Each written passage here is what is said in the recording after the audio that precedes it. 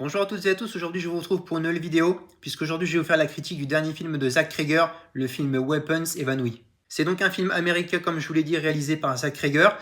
C'est lui qui était à la réalisation du film Barbare, sorti en 2022, qui avait été un franc succès. Moi personnellement, j'avais pas été un grand fan de ce film.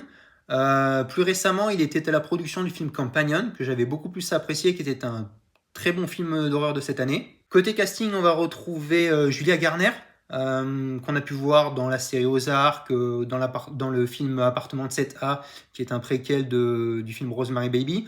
Et je suis pas le plus grand fan de cette actrice, mais en revanche, je trouve qu'elle choisit très bien ses projets. Dans le casting, on va également retrouver l'expérimenté Josh Brolin, qu'on a pu voir dans Deadpool ou encore dans l'excellent No Country for Old Men. Pour terminer, il y a aussi Benedict Wong et Austin Abrahams, découverts dans Euphoria. Pedro Pascal était annoncé dans ce film au départ, mais il a dû y renoncer parce qu'il devait tourner le film Les 4 Fantastiques, sorti il y a quelques semaines. Et pour parler un petit peu du tournage, il a eu lieu il y a un an quasiment jour pour jour à Atlanta. Je me suis un petit peu attardé sur les avis, et ils sont unanimes pour ce film qui est qualifié comme étant le film d'horreur de l'année. Pourtant, on sait que dans cette première moitié de l'année 2025, on a eu énormément de films d'horreur. On a eu par exemple Companion, The Monkey, Sinner, Together, Bring Her Back ou encore 28 ans plus tard. Certains disent que ce film c'est un chef-d'œuvre entre Prisoners et Magnolia, j'y reviendrai un peu plus tard dans ma conclusion. Zach Cregger est alors plébiscité pour ce film.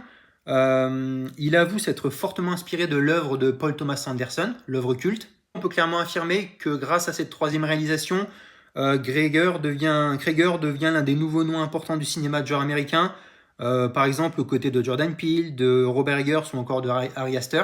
Maintenant, je vais parler de l'anecdote qui est un petit peu intéressante par rapport à Jordan Peele. Je ne sais pas si peut-être beaucoup d'entre vous l'ont entendu passer, puisqu'en fait, au terme d'une bataille financière avec entre autres Netflix et Universal Pictures, c'est New Light Cinema qui aurait fini par empocher la mise en proposant d'investir 38 millions de dollars dans ce film et en offrant 10 millions de dollars à Zach Cregger. Sauf que Jordan Peele, qui dirige aussi sa société de production Monkey Pop Productions, il aurait été tellement déçu de ne pas avoir acquis les droits, il voulait à tout prix réaliser ce film, il aurait été tellement énervé qu'il aurait viré ses proches collaborateurs. Donc c'est de longue date, donc c'est dire à quel point ce film attire la convoitise de beaucoup de réalisateurs. Et c'est vrai que juste pour parler du synopsis, avant de rentrer dans le détail du film, moi je l'ai adoré en fait, c'est un des films pour être honnête que j'avais le plus envie de voir cette année. Et le synopsis, il est incroyable. À 2h17 du matin, tous les enfants se sont réveillés, sont sortis de leur lit, ont descendu l'escalier, ont disparu dans la nuit et ne sont jamais revenus. Je trouve que c'est du grand art. Et c'est vrai que pour finir sur les bandes annonces aussi, elles donnaient extrêmement envie de voir le film.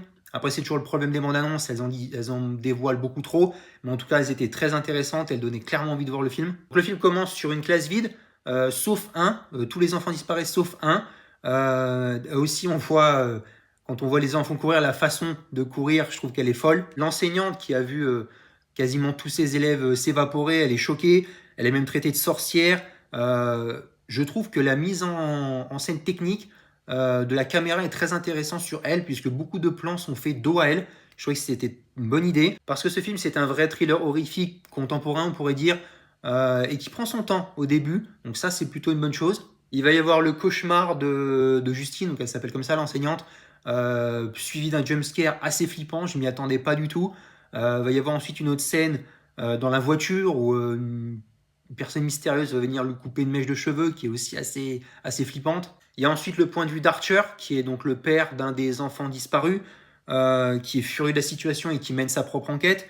Il va y avoir aussi un cauchemar et un jumpscare de son côté, comme on a eu le droit quelques minutes auparavant avec Justine. Et en fait, le fait que la situation soit prise sous le prisme justement de plusieurs personnes, j'ai trouvé que c'était très intéressant. C'est une des forces du film, puisqu'on voit le nom de la personne affichée, une partie de son histoire. J'ai trouvé que c'était une brillante idée. Il va y avoir par contre un événement inattendu, puisqu'il va y avoir l'attaque du directeur de l'école sur Justine, sur Madame Genlise. Et je m'y attendais pas du tout. Ensuite, on va arriver sur une partie de l'histoire du flic, de Paul, je crois, c'est ça. J'ai trouvé que l'histoire de sa blessure à la main avec le camé, c'est plutôt original, c'est bien trouvé. Par contre, on s'éloigne vraiment de la recherche des enfants vers le milieu du film, surtout la partie avec James. En revanche, c'est ce dernier, James, qui va trouver les enfants dans une maison qu'il était en train il s'était introduit dans cette maison pour la voler, pour la cambrioler, et c'est lui qui va trouver les enfants. Et en fait, c'est dans cette maison que tous les enfants se sont rendus cette fameuse nuit à 2h17 du matin. C'est dans cette maison que tous les enfants se sont retrouvés. Et en fait, les propriétaires, ce sont les parents d'Alex, le seul enfant qui n'a pas été disparu. Et en fait, ils se sont transformés et eux aussi étaient possédés. Un petit peu auparavant, on avait découvert la tante, un mystérieux personnage, c'est le moins qu'on puisse dire, avec la tante de Alex, justement, enfin, la soi-disant tante, qui est ultra excentrique, qui est très étrange. Et c'est elle, en fait, la réelle sorcière de ce film.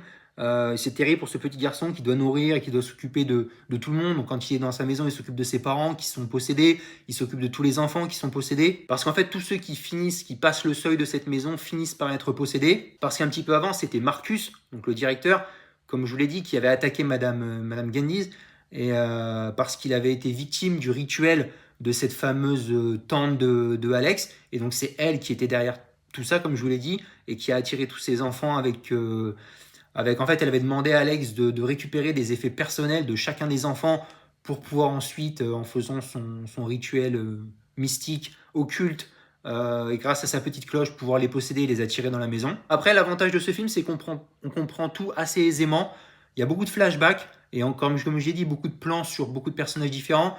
Donc la compréhension est plutôt simplifiée. Il y a beaucoup de jumpscares dans ce film, ça c'est aussi un des points forts du film. Il y a un petit clin d'œil facile à Shining à la fin du film, puisque Alex va arriver à rompre le maléfice. Les enfants vont dévorer Gladys dans l'attente dans une séquence très très gore, mais dans un film qui est paradoxalement à des scènes assez drôles. C'est assez étrange. Et c'est vrai que je vous parlais du film Prisoner, s'il y a un réel lien, je comprends la passerelle qu'on peut faire avec ce film. Je ne veux pas vous le spoiler pour ceux qui n'ont pas vu le film, mais une fois que vous l'aurez vu, c'est totalement compréhensible. Donc non, moi au final, j'ai beaucoup apprécié ce film. C'est un des films, comme je l'ai dit, que j'avais le plus envie de voir cette année.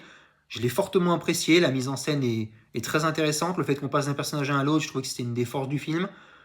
C'est bien filmé, c'est horrifique, gore à certains moments, mais sans que ce soit dans l'excès. L'histoire tient vraiment la route. Le lien encore avec Prisoners. Donc non, pour moi, c'est un des très bons films de cette année 2025. Voilà, je vais m'arrêter là pour cette vidéo. Dites-moi pour ceux qui ont vu le film ce que vous en avez pensé dans les commentaires. Et moi, je vous dis à bientôt pour une prochaine vidéo.